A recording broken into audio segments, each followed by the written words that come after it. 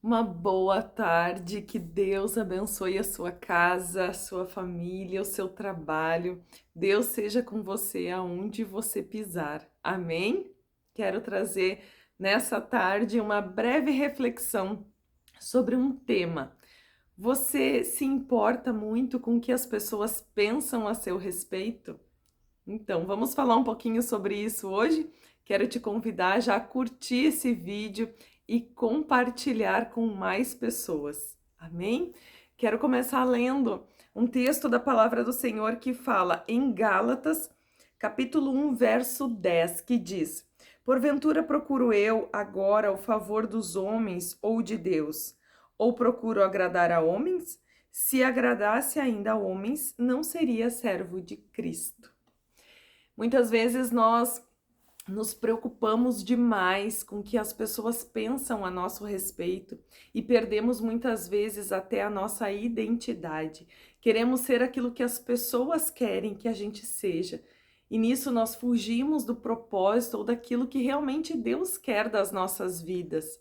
Algo que eu estava comentando ontem com uma pessoa que eu disse, eu nunca procurei saber o que as pessoas estão pensando a meu respeito. Porque sempre que nós pendemos para agradar as pessoas, nós acabamos, às vezes, desfocando daquilo que realmente Deus quer de nós.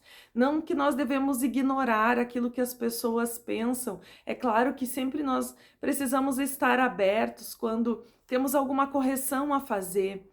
Quando alguém nos traz algo que precisa ser consertado, ajustado em nós, sim, nós precisamos estar abertos a isso.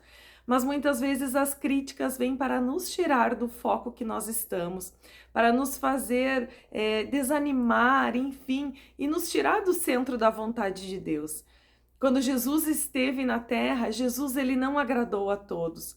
Os fariseus diziam que ele era o chefe dos demônios, diziam tantas coisas deles. Os próprios discípulos diziam que ele era João Batista, que ele era Elias, né? Então, todos pensavam algo sobre Jesus, mas Jesus tinha uma identidade própria. Jesus era o Filho de Deus, o Messias, o esperado, e muitos nem identificaram que ele era assim. Criaram na sua mente um perfil de como seria o Messias. E então, quando o Messias estava entre eles, nem identificaram que era o Messias. Esperaram um tipo de conduta dele, tipos de atitude que talvez não condizia com aquilo que realmente era o propósito de Jesus na Terra. Então, criaram um estereótipo, um formato na sua mente que não condizia com aquilo que realmente Jesus viria para fazer. Os próprios, né, os discípulos não queriam que Jesus fosse para a cruz, não compreendiam o chamado dele enquanto esteve aqui na terra. Por isso, buscarmos a essência do nosso propósito, a essência do nosso chamado é fundamental para que nós não venhamos a ir para um lado ou para o outro conforme as pessoas falam de nós. Então, precisamos sim olhar para nós, ver se estamos sendo corretos perante o Senhor, mas muitas vezes as pessoas esperam algum discurso de nós, algo que a gente seja, mas não é aquilo que Deus nos chamou para ser, né? Muitas pessoas, ministros da palavra também, têm uma palavra mais doce, uma palavra voltada para a fé, para o ânimo. Outras pessoas foram chamadas para uma palavra mais voltado à exortação. Enfim, cada um Deus chamou por um propósito. E isso eu sempre falo que é maravilhoso no corpo de Cristo, porque cada um Deus chamou com um propósito, um chamado diferente, um perfil diferente. E assim nós nos completamos. Mas eu não posso querer ser igual a outra pastora, a outra irmã. Não, Deus me chamou por um propósito e eu preciso buscar qual é a essência que o Senhor quer da minha vida, aquilo que Jesus espera de mim e não os homens.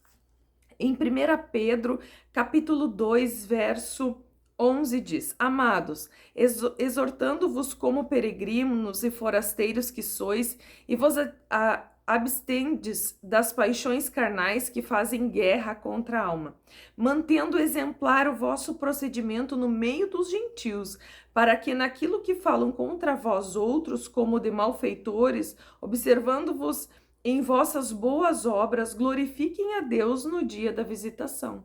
Devemos sim prezar pelo nosso testemunho frente àqueles que não conhecem a Cristo, porque se nós somos, muitas vezes a nossa maneira de agir, de falar, a nossa maneira de proceder escandaliza, ou ainda é uma maneira muito impositiva, ou ainda muito, enfim, bruta na maneira que nós falamos, nós afastamos e repelimos as pessoas de Jesus.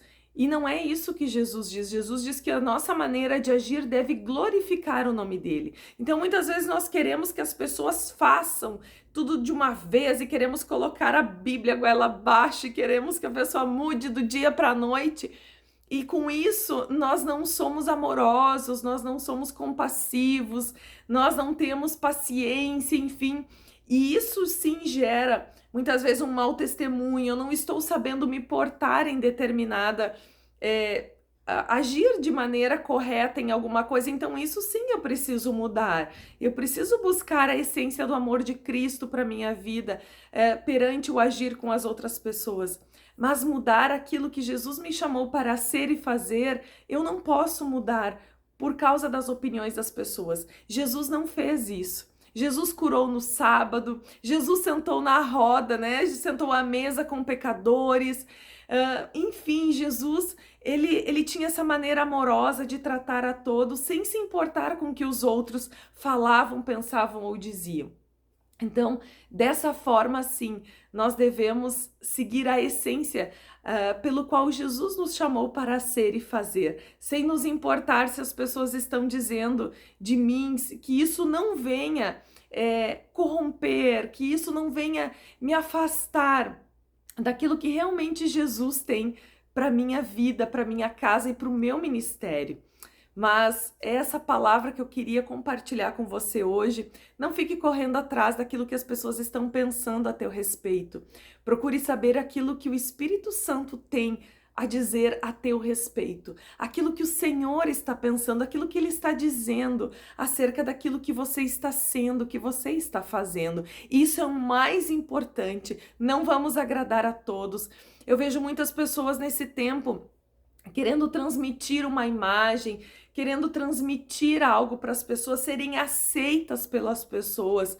E muitas vezes não ser aceita causa uma depressão, causa tantas coisas. Já vi pessoas querendo se matar por causa disso, porque não estão sendo aceitas. Queridos, nós temos uma identidade em Cristo e nele nós somos completos, nele nós achamos a nossa essência, aquilo que realmente Deus nos chamou para ser. E Deus não nos chamou para ser igual a todo mundo. Deus não nos chamou para ser aceito por todos, mas para cumprir a vontade dele nessa terra. E é isso que nós devemos buscar saber dele, buscar saber dele.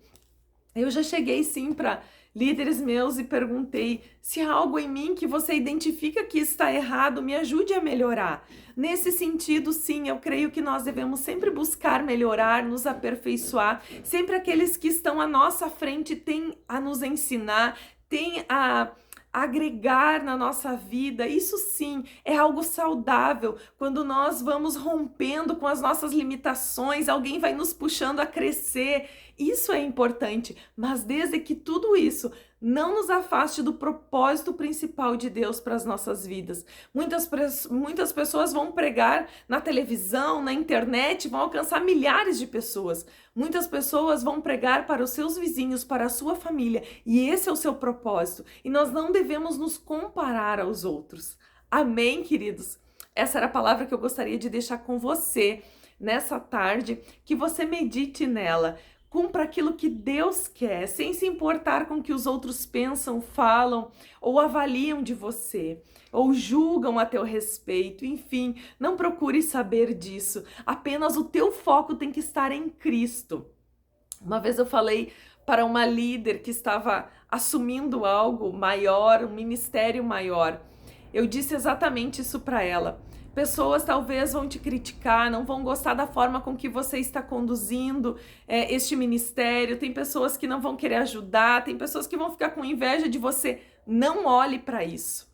Evite olhar para isso. Tire o teu foco E coloque o teu foco somente naquilo que o Senhor está te mandando fazer. E esqueça aquilo que está à sua volta. Não ligue, porque senão você vai parar, porque senão você vai desanimar e você vai se entristecer com aquilo que as pessoas estão fazendo ou falando.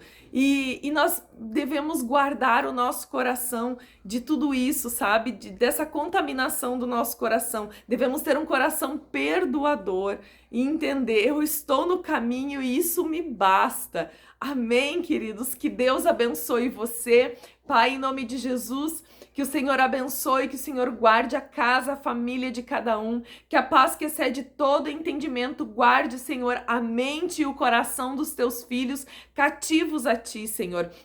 Eu oro e peço a saúde, Senhor, sobre cada casa, a harmonia entre a família, entre os filhos, entre o cônjuge. Senhor, eu profetizo prosperidade, Deus, em todas as áreas da vida, Senhor.